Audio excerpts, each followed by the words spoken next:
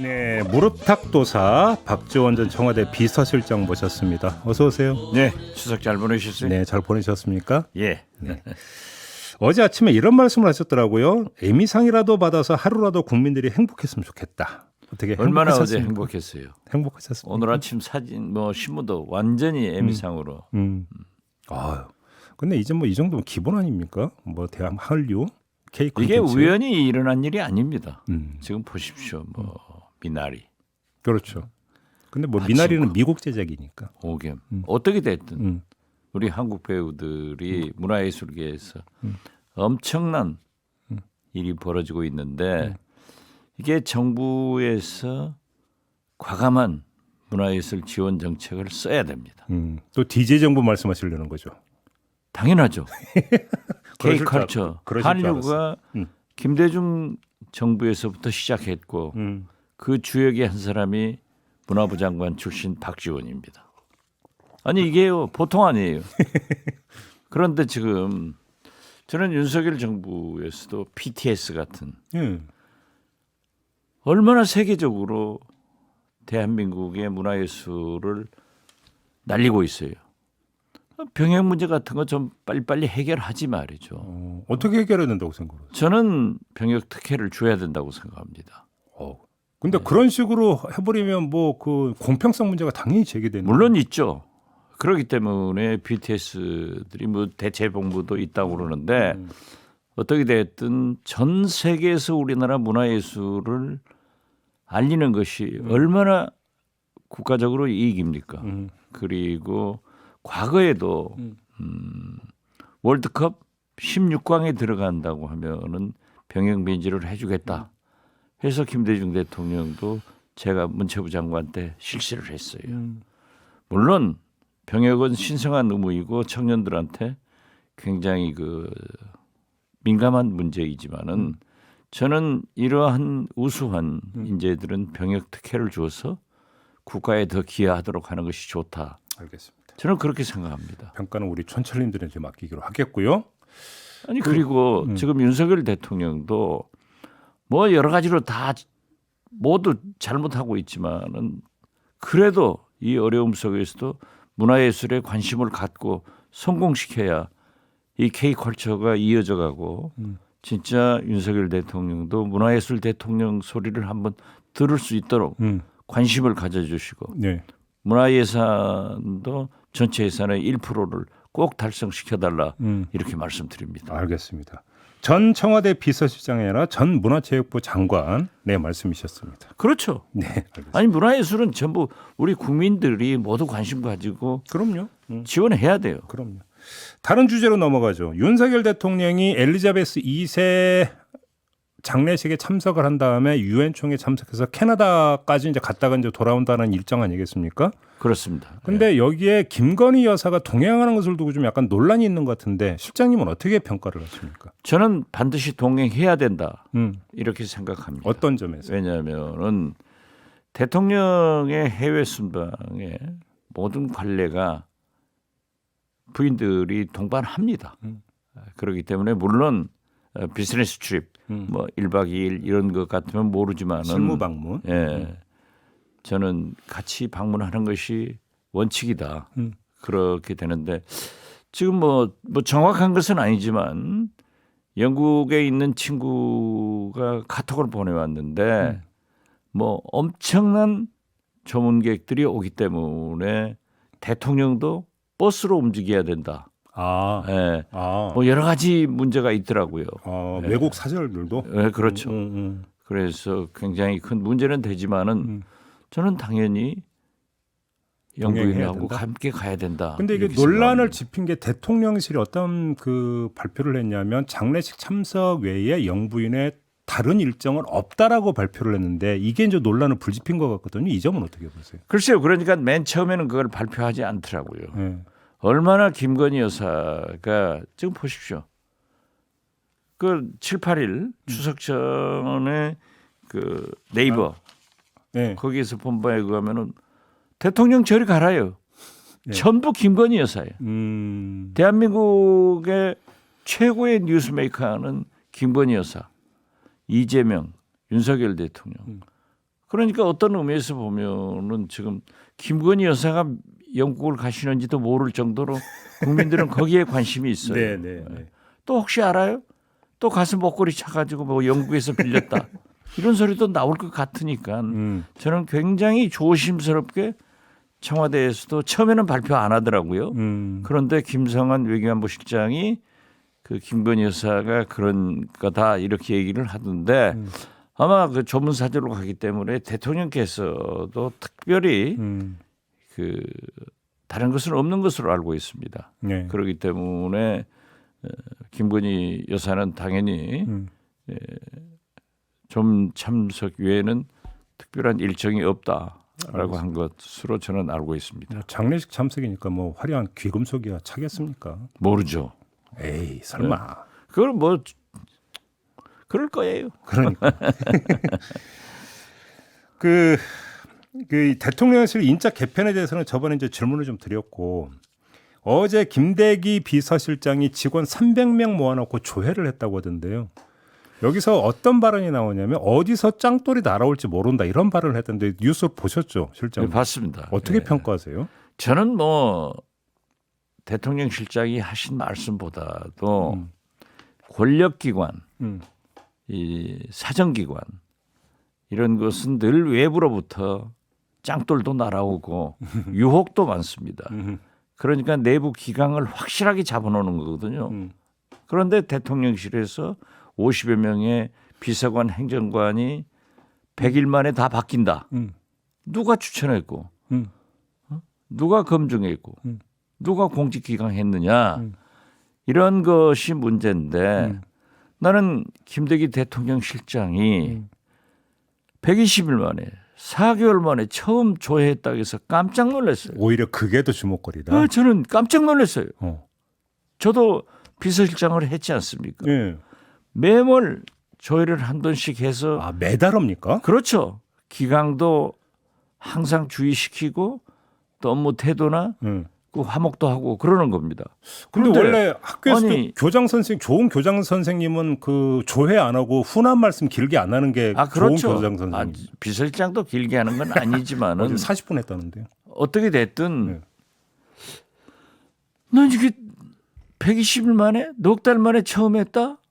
그러니까 비서관 행정관들이 대통령실 기밀을 밖으로 유출시키고 카톡방으로 그 꼴 아니었는가 저는 그렇게 생각합니다. 그래서 저는 이제 김대기 대통령 실장이 기강을 잡기 시작했으니까 확실하게 잡아서 이러한 일이 반복돼서는 안 된다 하는 말씀을 드립니다. 대통령실 이야기 나온 김에 퍼뜩 든 생각이 하나 있는데 지금 저 조만간 그 대통령 부부가 이제 그 한남동 대통령 관저로 이제 입주를 하잖아요. 그렇습니다. 관련 뉴스 쭉 챙겨 보셨죠, 실장님? 보면은 뭐 헬기장이 있네 없네부터 해갖고 엊그제 나온 것은 이제 헬기장 조성하고 있다는 또 이제 보도도 나오고 있던데 혹시 걱정되는 내지 점검에 대한 포인트가 있습니까?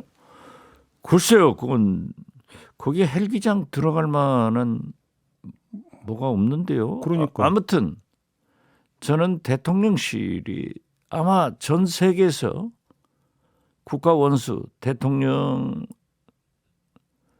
출근하는 사람이 있어요? 우리나라밖에 없어요. 그러니까 지금 뭐 강남 아크로비스타에서 출근하는 것은 10여 분 걸린다. 지금 한남동 공관으로 옮기더라도 뭐 4, 5분 걸리는 모양인데 다 막아놓고 4, 5분이지 그것을 위해서는 교통 통제에서 교통 통제가 2시간 전부터 이루어진대요. 2시간 전부터? 2시간부터 이 흐름을 잡아줘야 되니까. 그리고 대통령이 지나간 다음에는 또 2시간 동안도 흐름을 잡아줘야 된다는 거예요. 아하. 내가 전직 경호실장한테 분명히 물어가지고 들은 얘기인데 저는 한남동 공간보다는 지금 용산 대통령실 뒤로 터가 많거든요. 뭐 관저, 그러니까 좀 장기적으로 관저를 짓는다 이런 얘기도 그렇게 나온 바 해야죠. 그래요? 멀쩡한 청와대 두고 말이죠. 나오셔가지고 시민 불편이 얼마나 크고 그것도 막대한 예산이 경비에 들어가지 않습니까? 그러면 혹시 차기 정부 돼서 다시 청와대로 그 백하는 현상이 발생할 수도 있을까요? 저는 있다고 봅니다. 가능성이 있다고 보세요? 민주당이 집권하면 돌아갈 거예요. 또 거기 들인 돈이 얼만데? 아니 글쎄, 네. 그러니까 뭐 잘 모르죠. 알겠습니다. 제가 대통령 안 될 거니까. 와, 이거 가능성이 뭐 아예 없는 건 아니지 않습니까? 예, 그렇습니다. 뭘 또 이해가? 제가 대통령 되면 돌아가겠습니다. 아, 예. 드디어 출마 선언에 준하는 발언을 했다고 꼭 밑줄 그어주시기 바랍니다. 우리 제작자 여러분. 출마 선언입니다. 이재명 대표에 대해서 수사하고 있고 기소하고 있지 않습니까? 일단 네. 총평부터 좀 해주세요. 그러니까 얼마 전에는 경찰이 무혐의라고 했다가 성남 또 지금은 성남 FC. 예, 지금은 또 성남 FC 기소 의견으로 검찰에 송치하고 제3자 뇌물죄. 이게 전체적으로요. 이재명 관계 수사도 민주당 또 지지층에서는 믿지 않고 김건희 특검도 김건희 여사나 국민의힘 지지층에서는 옳지 않다고 하는 거예요.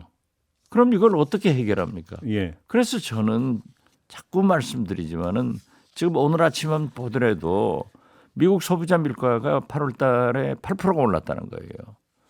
그리고 지금 오늘 미국 뉴욕 나스닥 증시가 폭락했잖아요. 네, 맞아요. 예. 그런가 하면 우리 경제도 지금 6개월째 무역 적자가 나고 9월 1일부터 10일 이 사이에 26억 불 적자가 났는데 환율도 비상이고. 예. 하나 좀 밝은 것은 지금까지 대중무역 적자가 나던 게 한 8억 달러 흑자가 났어요. 뭐 고물가, 고환율 그렇죠. 엄청나게 어려운 이때 예. 저는 이렇게 여야가 싸워서 경제를 모든 것을 망쳐서 되겠느냐. 그러니까 저는 이재명은 이재명대로 김건희 여사는 김건희 여사대로 쌍특검으로 보내자. 아, 쌍특검으로? 예. 거기에서 이번에 뭐 저 이하람 중사인가요? 거기도 예. 보니까 쌍특검 해가지고 결과 발표하니까 네, 큰 문제 없잖아요. 예. 그래서 가장 공정한 것이 특검이기 때문에 쌍특검 보내고 여야 영수회담에서 대통령과 제1야당 대표는 경제, 물가, 외교 문제에 하는 것이 옳다. 저는 그렇게 봅니다. 그래서 지금 이재명 얘기도 들어보면 옳고 김건희 여사도 옳고 다 그런 거 아니에요? 그러면 이재명 대표가 계속 얘기하고 있는 경제 영수회담이 필요하다고 생각하세요? 저 당연히 필요하죠. 그래요. 필요했기 때문에 윤석열 대통령께서도 빨리 만나자 했잖아요. 단 조건을 여당 대표가 그렇게 같이 만나자 했는데 그건 말씀이 안 되는 거고. 아, 안 되는 겁니까? 그건 안 되죠. 아, 여당 대표야 매일 만날 거 아니에요. 매일 전화하고 자기들끼리. 아, 저기 텔레그램 대화 말씀하시는 겁니까? 뭐 아무튼 어떤 방법으로든지 대화가 될 거 아닙니까? 그렇지만은 여야 영수회담이라고 하는 것은 본래 대통령과 야당 제1야당 대표가 만나는 거예요. 알겠습니다. 남북 정상회담의 주역 이슈 3파이시고 또 국정원장을 지내셨기 때문에 특별히 여쭤볼 게 있는데요. 추석 연휴 기간에 북한에서 날아온 소식이 이른바 그 핵 관련 법령 제정이잖아요. 그렇습니다. 어떻게 보세요? 김정은으로서는 최근 이 알카에다 빈라덴 후계자도 이제 그렇게 참수당하고 네네네. 이란 등에서 네. 이러한 것들이 제거됐죠. 비일비재하고 있잖아요. 그리고 우리 측에서도 참수 얘기도 나오고 하니까는 굉장히 긴장할 거예요. 아, 위기감을 좀 느끼고 있다고요? 위기감이 있죠. 그리고 또 우리 대통령께서 선제 타격하겠다, 버르장머리 고치겠다라고 하니까는 또 생각을 많이 할 거예요. 그래서 그 전에는 방어용으로 핵을 가지고 있다라고 했는데 이번에는 법령으로 우리가 움직이기만 해도 뭐 참수 이런 것만 해도 먼저 그렇죠. 핵을 사용하겠다 하는 것은 굉장히 위험한 일입니다. 예. 그리고 핵을 절대 폐기하지 않고 뭐 미국에서 어떤 제재를 해도 우리는 한다 예. 하는데 이것을 액면 그대로 받을 필요는 없다 저는 그렇게 생각합니다. 아, 그래요? 그렇죠. 그렇기 때문에 미 국무성에서도 아주 잘 대처했던데 적대적이지 않다. 외교적으로 해결하자. 그리고 대화하자.